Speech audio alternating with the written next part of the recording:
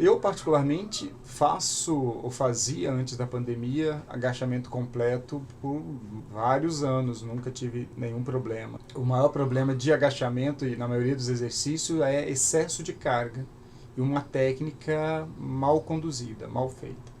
Esse artigo, por exemplo, que tenta responder essa história do agachamento completo, estudou exatamente isso, que ele chama aqui de o que ele chama de agachamento restrito, que seria o tradicional, e o sem restrição, que seria o completo, o profundo. E aí ele diz aqui, ocorre tensão posterior, uma descrição que ele faz na introdução. Ocorre tensão posterior leve a moderada no joelho durante o agachamento, que é restringida primariamente pelo ligamento cruzado posterior. Claro, há aumento de estresse à medida que você vai flexionando o joelho, mas você tem que perguntar sobre a saúde do joelho, por exemplo, ligamento cruzado.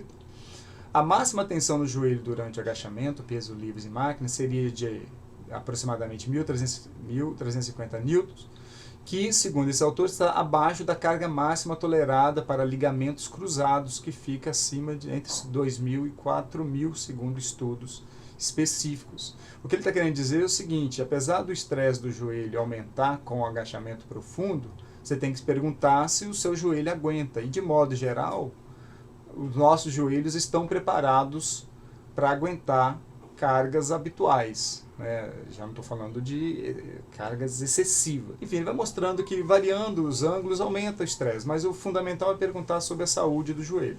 Se a pessoa tiver com o joelho pouco saudável, você tem que preservar. Se é uma pessoa saudável, sem nenhum histórico no joelho, e aqui ele está falando só do ligamento cruzado, mas há outras estruturas protegendo o joelho. Esse estudo, resumindo, né, porque não vou contar todo ele aqui por questão de tempo, concluiu no estudo dele que a tensão no joelho foi levemente maior durante o agachamento irrestrito ou profundo, mas aqui que entra a questão. A tensão no quadril, que é um marcador do nível de estresse também na lombar, aquilo que de modo geral acontece no quadril também se associa, se correlaciona com tensão na lombar, foi bem maior que no agachamento convencional. Então, quando você faz o agachamento completo, até lá embaixo, a tensão no joelho é maior, no caso dele não foi tão maior, mas o estresse no quadril foi menor do que no convencional. Porque no convencional, a tendência de, quando você vai só até aproximadamente ali 90 graus ou pouco, 120, é você inclinar o tronco à frente. Então, em virtude disso, esses autores, por exemplo, recomendam o uso do agachamento completo para várias situações. Tá? Há um outro estudo também que vai na mesma linha. Por exemplo, no agachamento completo, o torque no joelho, ele bota um valor aqui que ele calculou, foi de 150 newtons-metros, e o torque no quadril foi de 28. Tem uma variação grande, mas vamos ficar com a média só para ter uma aproximação. Para o agachamento convencional, o torque no joelho foi menor, 117 comparado aqui, então o profundo, o nível de estresse é maior no joelho. Mas olha agora a diferença do torque no quadril, que é um marcador de estresse também na lombar. Veja que, considerando a média, é mais de 10 vezes, foi 10 vezes maior do que no agachamento profundo, né? Sem restrição. Então, por coisas como essa, desses dois artigos, mas não são os únicos, é que essa história de o joelho não pode passar desse clássico perto de 90 graus, ou que não pode ser profundo, não pode ser completo, não é verdade. A gente vai ver que o agachamento completo ele tem vantagens tanto na força quanto para a hipertrofia, mas claro, você tem que considerar essa questão do joelho. O estresse do joelho aumenta um pouco, mas também tem que considerar o estresse no quadril e lombar em particular, para tomar a decisão de qual agachamento você vai fazer. É sempre importante dizer que às vezes vocês vão ler estudo falando sobre fazer o movimento de um tal jeito, aumenta o estresse no joelho assim, tanto. É sempre importante lembrar que esses estudos são cálculos, né? São cálculos bem conduzidos, obviamente, em trabalhos da biomecânica, Mas quando uns trabalhos desses da biomecânica diz que o estresse no joelho aumenta, ele não está dizendo que causa lesão. Ele está fazendo cálculos e dizendo o estresse é maior ou é menor nessa ou naquela posição. Ler isso, que o estresse aumentou, e transpor isso para vai causar lesão, é erro de interpretação do artigo. Quando os autores estão estudando esse fenômeno aqui biomecânico, eles em nenhum momento estão dizendo que, de modo geral, eles não dizem que vai causar lesão fazer isso. Então toma cuidado nessa leitura.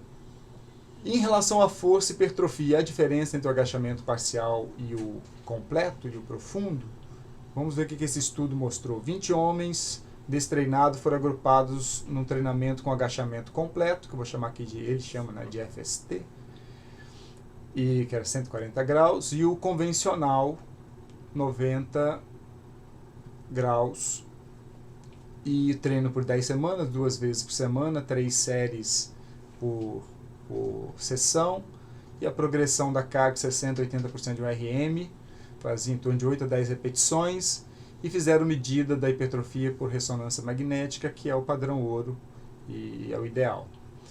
Aqui ele fala sobre o ganho de força. O ganho de força segue o princípio da especificidade, ou seja, se você treina um agachamento de 90 graus, você vai ter maior ganho neste movimento. Se você treina profundo, maior ganho nesse movimento. Se você treina raso, lá em cima só 60 graus, o maior ganho ali, é o princípio da especificidade. Embora há ganhos de qualquer forma. Por exemplo, isso aqui é um teste fazendo agachamento total.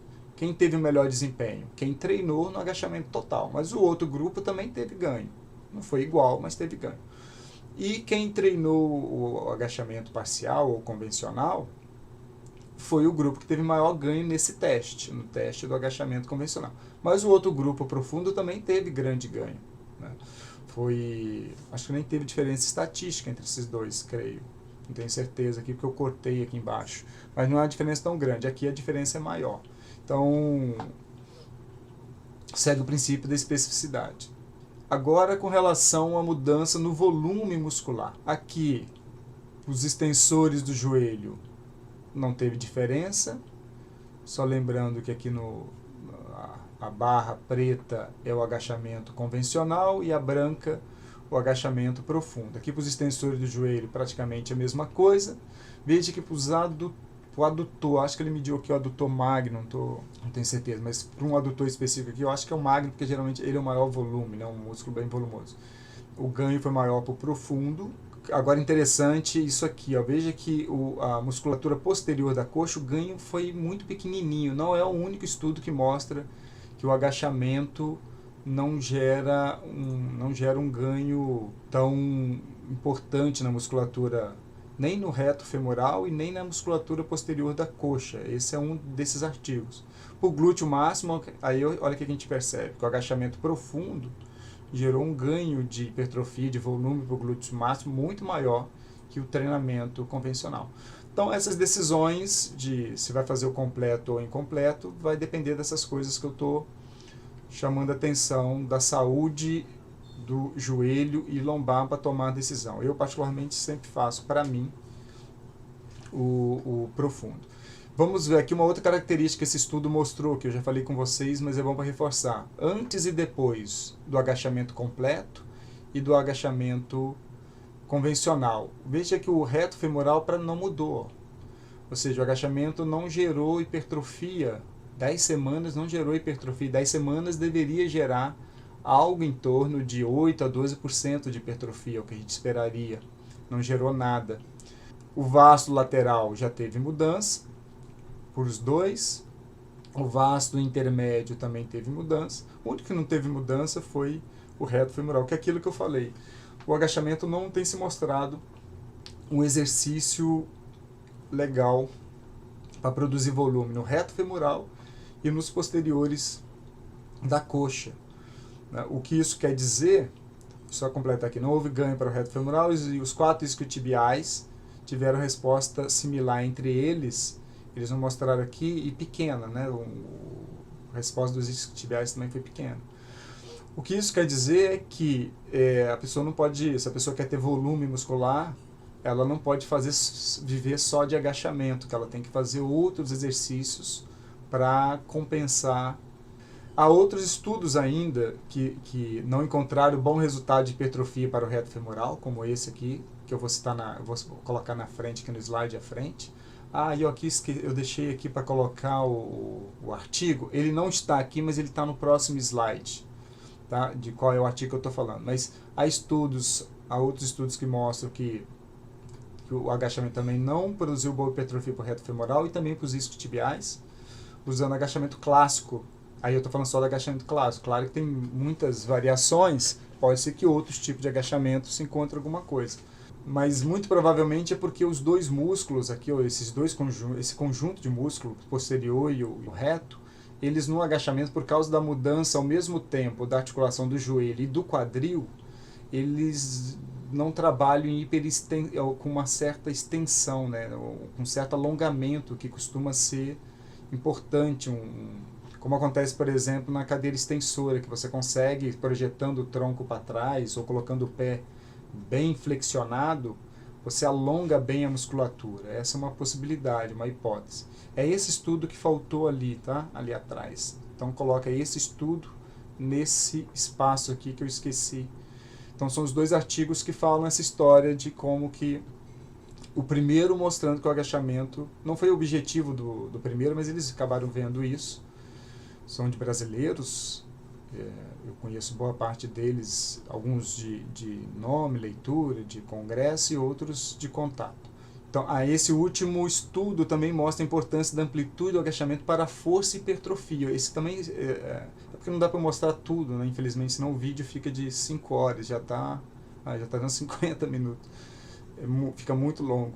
Mas ele comparou um agachamento raso, 60 graus, com o mais profundo, e ele vê que no agachamento profundo o ganho de força é maior, embora segue algum princípio da especificidade, e a hipertrofia também é maior para o agachamento profundo, mostrando que a profundidade do agachamento é importante para o ganho de força e hipertrofia.